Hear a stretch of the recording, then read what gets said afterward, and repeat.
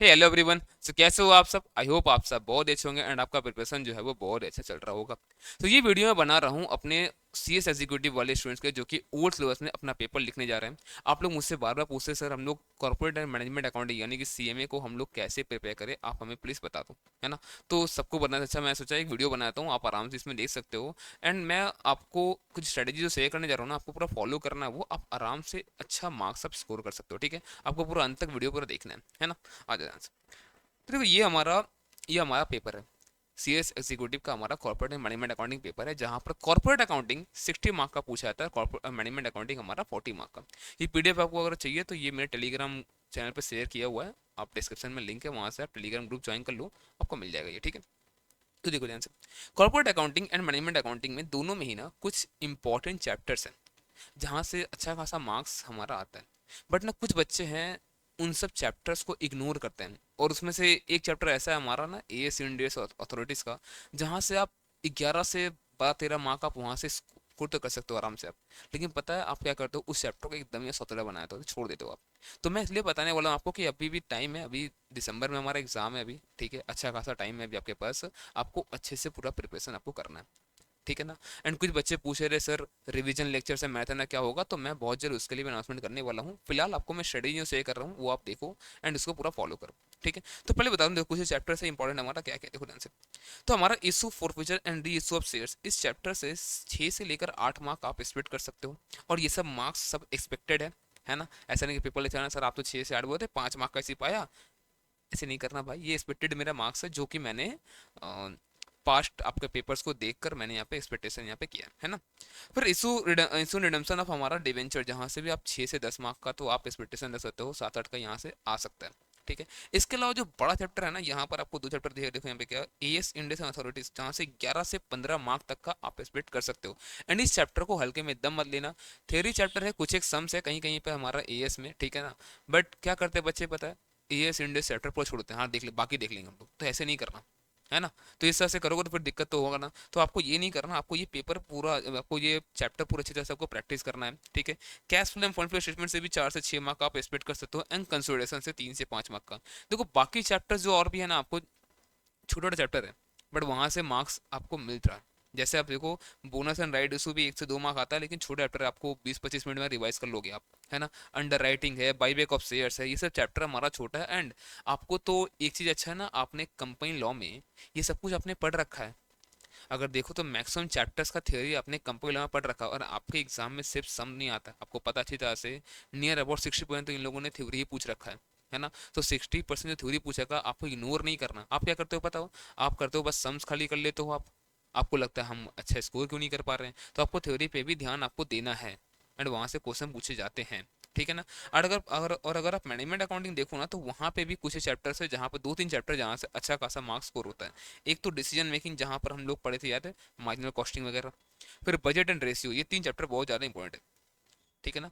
तो इस तरह से आपको ये सब चैप्टर छोड़ना तो नहीं है आपको एकदम से, है ना। क्या होता है डिसीजन मेकिंग में कुछ जगह हम लोग अटके छोड़ देते हैं, बाद में कर लेंगे। और मेरा एक बात सुन लो आप, ये जो होता है ना बाद में कर लेंगे, ये कभी नहीं होता है फिर। ये जो होता है ना बाद में कर लेंगे, कभी फिर होता नहीं है। तो ये सब नाटक नहीं करना, ठीक है ना। ये चैप्टर छोड़ते हैं अभी, बाद में करेंगे। जो लाइन से है साथ साथ करते जाओ, जो रिलेटेड चैप्टर है साथ साथ उसको आप पूरा सॉल्व करते जाओ, है ना। तो ये तो हुआ मार्क्स हमारा कैसे कैसे क्या क्या है। अब आओ मैं डिस्कस करता हूँ आपके साथ कि आपको प्रिपेयर करना कैसे। ये तो आपको मार्क्स के हिसाब से हुआ, आपको प्रिपेयर कैसे करना है, ठीक है। देखो आपके पास 2 3 चीज होना चाहिए प्रिपेयर करने के लिए। सबसे पहला आपके पास क्लास नोट्स होना चाहिए। जो भी आप पढ़ते हो ना, आपका नोट्स होना चाहिए। कि नोट्स इसलिए जरूरी है कि आपका थ्योरी बहुत ज़्यादा पूछा जाता है। तो आप अगर सोचते हो कि मैं सिर्फ सम करके निकल जाऊंगा तो इससे हो जाएगा, ये एकदम पॉसिबल नहीं है ना। अच्छा मार्क्स स्कोर नहीं कर पाओगे, आप भले ही 40 44 ला दो, पास हो जाओ अलग बात है, ठीक है ना। तो आपको नोट्स किसी न किसी फैकल्टी का या अपने सेल्फ स्टडी का, और खुद में बनाया हुआ नोट्स आपने आपको फॉलो करना है, ठीक है ना। और बहुत सारे बच्चे देखो, जिन लोगों के पास, जिन लोगों ने मेरे से क्लास कर रखा था या फिर रिवीजन क्लासेस भी किया था, उन लोगों के पास ये सब नोट्स अवेलेबल होगा। इस तरह से आपके पास पूरे सिलेबस का आपके पास नोट्स होना चाहिए, है ना। तो बहुत सारे बच्चों के पास ये नोट्स है, मैं आपको भी शेयर कर दूंगा ये सब नोट्स अभी अपने टेलीग्राम ग्रुप पे। बट फिलहाल अभी इन सब में कुछ मैं चेंजेस कर रहा हूँ, ठीक है ना। उसके बाद मैं आपको शेयर करूंगा ये सब चीज़, ठीक है। तो आपके पास अपना ये नोट्स तो क्लास का आपके पास होना चाहिए, क्यों, क्योंकि आप रिवाइज यहीं से करोगे, आप पूरा बुक लेके रिवाइज अपनी कर सकते हो, इतना टाइम आपके पास नहीं रहेगा, ठीक है। एक बार आपने नोट जैसे रिवाइज अपने कर लिए, जैसे आपने नोट्स अपने रिवाइज कर लिया है ना, अब सिर्फ नोट्स रिवाइज करते तो कुछ होगा नहीं, आपको तो आगे भी पढ़ना है ना। सर नोट्स से रिवाइज किया, सेकंड ये करना आपको, सेकंड स्टेप आपको आईसीएसआई का मैथ आपको पढ़ना है। मैं मैथ पढ़ने इन सेंस क्या, आपको जितना भी क्वेश्चंस उसमें है आपको वहाँ पे देखना है। अब देखो हर एक क्वेश्चन आपको बनाते नहीं बैठना है ना, इतना टाइम नहीं अपने पास, और अपना एमसीक्यू है। तो करना क्या है आपको ना, आपको पेंसिल लेना है, एंड साथ साथ आपको एडजस्टमेंट, जैसे मान लो अगर आप कैश फ्लो देख रहे हो, अगर मान लो कैश फ्लो चैप्टर आप देख रहे हो, तो उसमें आता है कि आप लोग आपने पेमेंट करा है फॉर परचेज ऑफ एसेट, तो ये कहाँ जाएगा, ये जाएगा सर इन्वेस्टिंग एक्टिविटी में, तो बगल में लिख दिया आपने, ठीक है, ये हो जाएगा हमारा इन्वेस्टिंग एक्टिविटी में, है ना। तो साइड साइड में आपको ऐसे लिखते जाना है, बाकी के लिए भी, ठीक है। जो चैप्टर्स आप देख रहे हो आपको इस तरह से पहले करना है। एंड मैं बार बताऊँ, देखो आपके पास अगर नोट्स नहीं है, आपको मोटा बुक पूरा पढ़ना पड़ जाएगा, आपको इतना टाइम नहीं मिलेगा, और फिर ना बाद में आप मगअप करते हो चीज़ों को। तो नोट्स होना बहुत ज़्यादा जरूरी है आपके पास। सेकंड आईसीआई का मैथ का क्वेश्चन आपको देखना, कुछ एक क्वेश्चन आपको हाथ से बनाना भी है पूरा पूरा। सर हमारा तो एमसीक्यू है, हम क्यों बनाए, आपको बनाना पड़ेगा बेटा एक बार कम से कम, ठीक है ना। एंड थर्ड आपको क्या करना है, आपको एमसीक्यूज आपको सॉल्व करना है। अगर आप एमसीक्यू सॉल्व नहीं करते हो, आपको कोई फायदा नहीं है, आप कितना भी नोट्स पढ़ लो, ऐसे का मैथ पढ़ लो। क्यों, क्योंकि आपको पेपर आखिर में देना तो एमसीक्यू पेपर है, तो आपको पता होना चाहिए इंस्टीट्यूट कैसा पेपर पूछ रहा है। प्रैक्टिस करना बहुत ज़्यादा जरूरी है। कि आपको क्या करना है, देखो आपको दो तरह से एमसीक्यू आपको आता है। कुछ इसमें क्वेश्चन जो न्यूमेरिकल्स रहता है, ठीक है ना, और कुछ एक आता है आपका थ्योरी। जो थ्योरी वाला उसमें ज़्यादा दिक्कत नहीं होगा, वो तो कर लेंगे हम लोग। जो हमारा न्यूमेरिकल्स है ना, उसमें क्या करना, उसमें आपको ओवर कैलकुलेटर आपको सॉल्व करते आना चाहिए। तो वो एग्जाम के दिन जाकर डायरेक्ट आप करोगे ना, तो वो काम नहीं करता फिर वो, है ना। आपके हाथ में स्पीड होना चाहिए सब इन सब कामों के लिए। एंड आपको बार बार, अगर किया हुआ रहेगा ये सब प्रैक्टिस इस तरह से ना, तो आप अच्छे से कर पाओगे, है ना। तो आपको एमसीक्यूज प्रैक्टिस करना है। कैसे सर प्रैक्टिस करना, आपके पास कोई ना कोई बुक तो होगा ही, आपको एमसीक्यू बुक प्रैक्टिस करना, और अगर नहीं है तो कोई बुक परचेस कर लो, ठीक है ना, जिससे आपको एमसीक्यू आप सॉल्व कर सको आराम से, ठीक है। एंड मैं भी कुछ एमसीक्यूज आपके लिए कंपाइल कर रहा हूँ, मैं आपको बहुत जल्द में शेयर कर दूंगा वो एमसीक्यू का, यहाँ पे कुछ एक क्वेश्चंस जो इंपॉर्टेंट क्वेश्चंस रहेगा आपके लिए। बट उसके पहले आपको एक बार सारा क्वेश्चंस आपका जो भी एमसीक्यू का मैट आपके पास है उससे आपको सॉल्व तो करना है, ठीक है। ये तीन चीज अगर आप कर लेते हो अपना पेपर के लिए, जैसे मैं साफ साफ बोलूँ, अगर टैक्स के लिए भी आप ऐसे फॉलो कर सकते हो, है ना। वहाँ पे भी क्या आपको टैक्सेशन का नोट्स होगा, समरी नोट्स आपके पास होगा, नोट्स पढ़ो, ठीक है। मैथ का कुछ एक क्वेश्चन आपके पास है तो वो क्वेश्चन एक बार देख लो, एंड देन एमसीक्यू सॉल्व करना इज द बिग पार्ट। आपको ये सॉल्व करना ही पड़ेगा। अगर आप सोच रहे हो कि इसे सॉल्व करने बिना मैं कुछ कर लूंगा, तो वो पॉसिबल नहीं है, आपको सॉल्व करना ही पड़ेगा, ठीक है ना।